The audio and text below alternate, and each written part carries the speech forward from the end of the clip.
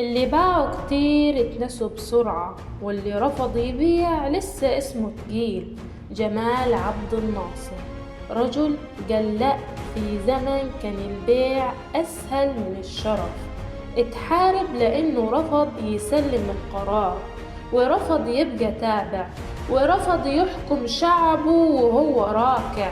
حكم بلد تعبانة، بس ما حكمهاش بالذل. ما كانش غني لكن عمره ما كان رخيص.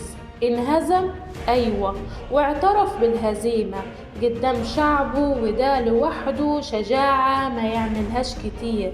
بس اللي محدش قدر يهزمه كرامته، علشان كده اسمه لسه بيتقال وغيره اتنسى.